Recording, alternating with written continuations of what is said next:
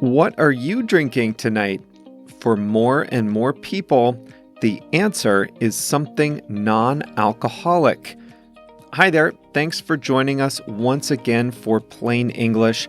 I'm Jeff. JR is the producer, and you are listening to the best podcast for learning English.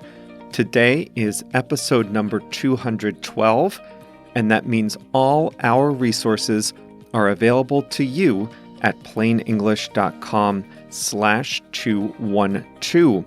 Just as a reminder, the resources include a free word-for-word transcript, and members of Plain English Plus have access to video lessons, translations, flashcards, and a fast version of this very episode.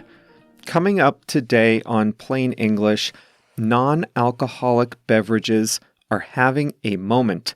Whether it's sophisticated cocktails, non-alcoholic beers, non-alcoholic spirits, or even bars devoted to non-alcoholic drinks, the beverage and hospitality industries are catering to these evolving consumer preferences. Real quick, before we dive into the main content, are you part of our email program? If not, then you'll want to head to plainenglish.com/mail, M-A-I-L, and sign up. Twice a week, JR sends out additional episode resources to thousands of your fellow listeners. The emails have a summary of the episode, links to English articles about the main topic, and an explanation of another English word or phrase. Make sure to get all those free resources by signing up at plainenglish.com/mail.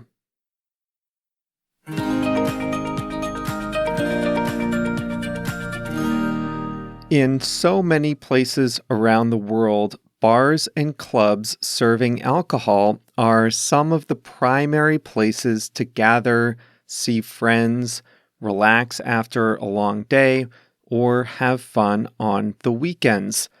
But what if you don't drink alcohol? There are millions of adults around the world who never drink alcohol, and millions more who drink infrequently. Still others are cutting back. There are dozens of possible reasons why a person may choose not to drink alcohol: health, religious, financial, or other personal reasons. But then what? Where do you go? Do you have to change your plans, or can you still go to the same places? If you do the same things and everyone else has a cocktail, what do you do? There are non-alcoholic beers, of course. They've been around in the US for about 100 years. They were introduced during Prohibition when alcohol was illegal. And they certainly are one option, but historically not a very pleasant one. Bland and bitter, they were usually developed by most beer producers as an afterthought, and their flavors show it. They are a mere shadow of their alcoholic cousins, flavor-wise. Perhaps you could go the soda route. For many years, artificially sweetened diet soda was the go-to for those who eschewed alcohol. But really, how fun is that? Does that really feel like celebrating? A new generation of entrepreneurs isn't satisfied with those options. These innovators are seeking to craft drinks that are delicious and can bring people together, including those who choose not to consume alcohol. They are launching non-alcoholic breweries, wines, spirits, and even bars without alcohol, and they're doing very well. Craft breweries are popping up, and they focus exclusively on non-alcoholic beers, and they are finding success. One such brewery sold out of its latest batch, a non-alcoholic IPA, or India Pale Ale. It sold out in only 32 seconds. These new companies are roaring into the formerly bland non-alcoholic beer scene with passion and creativity, and sometimes puns. A pun is like a play on words or a twist on a common phrase. Party like there's a tomorrow is the clever tagline of one of the newer breweries with a sense of humor. Whereas traditional non-alcoholic beers seem to be created with a single formula, just take out the alcohol, these new brews are flavor-focused and their brewers are ready to experiment. Every style of beer, every ingredient is available for those willing to dive in and try.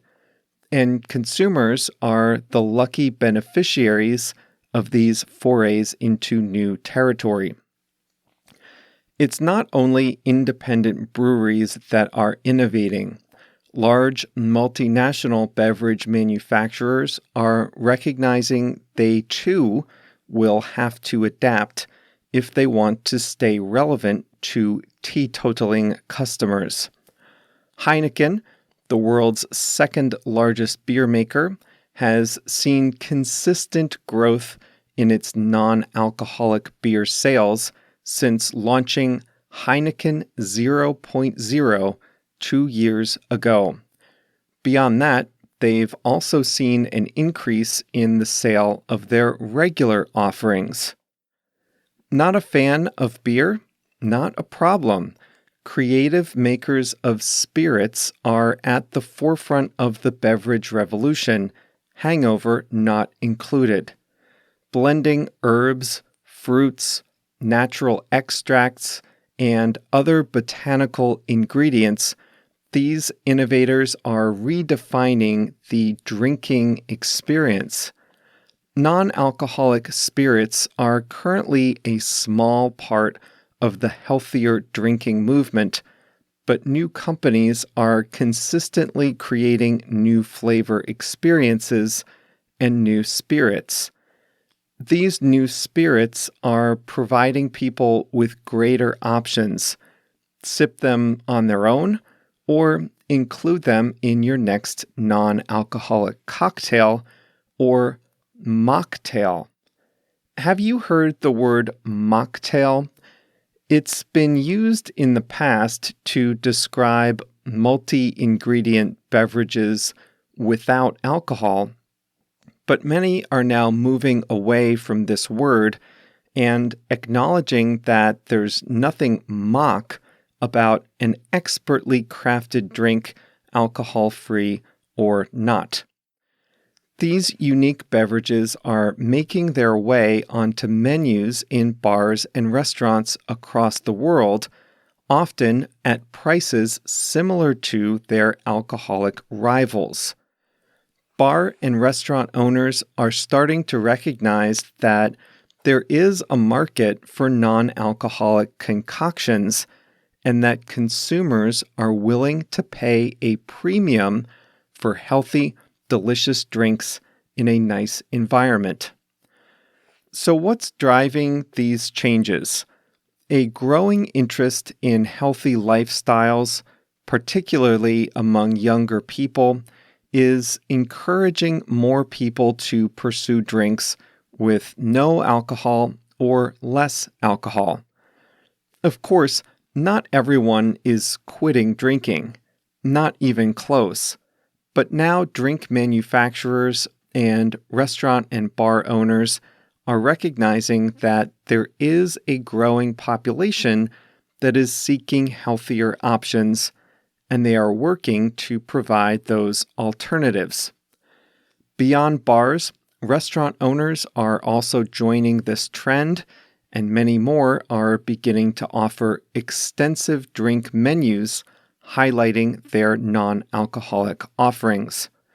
Drawing from a tradition of craft cocktails, these establishments are able to showcase their house ingredients in a new fashion and provide a delicious alternative to those looking for something a little different.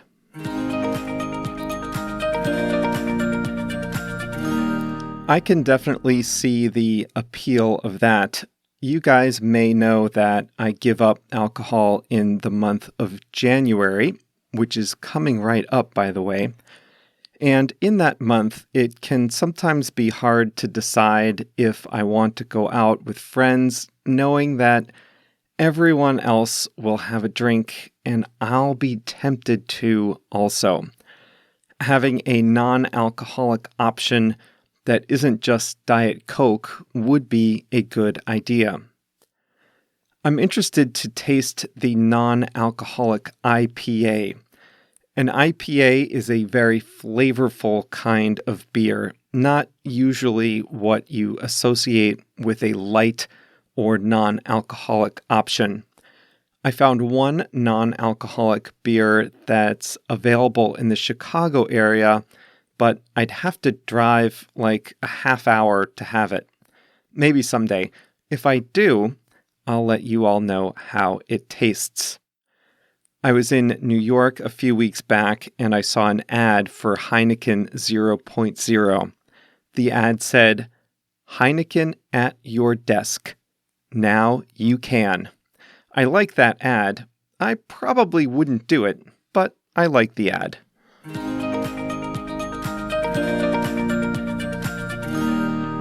Today we are going to talk about the expression popping up or to pop up. There are a few different ways you can use this expression. It can be a little confusing because pop up is both a noun and a verb. You heard me say earlier that craft breweries are popping up and they focus exclusively on non-alcoholic beers. Since this is an action, you can use it in the past, present, or future. So you could say craft breweries popped up in the past, are popping up these days, or will pop up sometime in the future.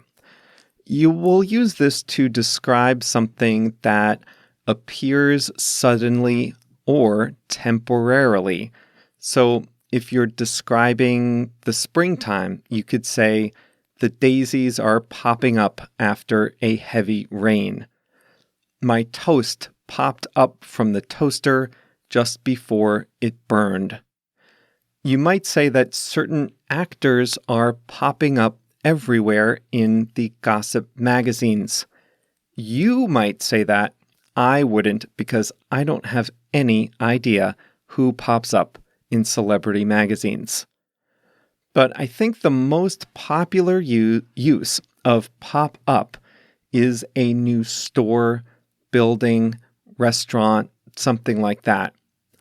For a long time in Chicago, and don't ask me why, we had mattress stores popping up everywhere. Everywhere you look, there's a new mattress store. I had no idea Chicagoans needed so many new mattresses. Now they're closing, so I guess we got all the mattresses we needed. New poke restaurants are popping up everywhere. That's like Hawaiian food, usually seafood and rice and vegetables in a bowl. Poke restaurants are popping up everywhere all over Chicago, New York, and other places I frequently visit. New Amazon warehouses are popping up along highways all around the country. That's another example of something popping up, appearing suddenly. New Amazon distribution warehouses to fill all of our online orders. Now, a pop-up is a noun that often means something that has popped up. So what pops up all the time? new windows on your web browser, right? So you might say, oh, these pop-up ads are really annoying, or I really need to get a pop-up blocker on my browser. A book for young children could also be a pop-up book. When you turn the page, an illustration will pop up from the page to be more interactive for small kids. A temporary business, such as a restaurant, vintage shop, or clothing store, is sometimes called a pop-up. These are usually new businesses or ones that are not established enough to have their own permanent address, so they will pop up in a space that's either used for another purpose or is vacant for some reason. Because of this, they are called a pop-up. It pops up for a short period of time and then it disappears. Today's quote of the week is from Benjamin Franklin. Benjamin Franklin was an instrumental figure in the founding of our nation. He wasn't exactly a political leader, but he was an inventor, civic leader, writer, philosopher, scientist, and public servant, among other things. He created the first public library and the first fire department. He invented the lightning rod and bifocal lenses. He was a newspaper editor, and he founded the University of Pennsylvania. So here's today's quote. "Behold the rain which descends from heaven upon our vineyards. There it enters the roots of the vines to be changed into wine, a constant proof that God loves us and loves to see us happy." A vineyard is where you grow grapes for wine. So he's saying that the natural process of water falling to the earth into our vineyards so that grapes can be made into wine, that whole process is proof that God loves us and loves to see us happy. So on that note, we will close out today's episode. Thanks for joining us as always. Raise a glass to the non-alcoholic movement. Let me know if mocktails or non-alcoholic drinks are something you've seen in your country. Leave us a comment below the transcript at plainenglish.com/212. We will see you right back here on Thursday. If you can understand this program, then you might be ready to speed things up a little with Plain English Plus. As a member of Plain English Plus, you can listen to a fast version of this very program. In fact, in just a minute, I'm going to read the whole episode again, just at native speed. Now, a lot of members listen to both versions. They listen to the slow version first to understand the topic. Then they listen to the fast version to see how it sounds at full speed. Now, I know that some of you speed up this program on your podcast player, but if you're really serious about improving your listening, there's no substitute for the natural full speed version. And of course, you have the transcript available, and the Plus transcripts include our instant translations into 7 languages. So what are you waiting for? If you'd like to speed things up, come join us at plainenglish.com/plus.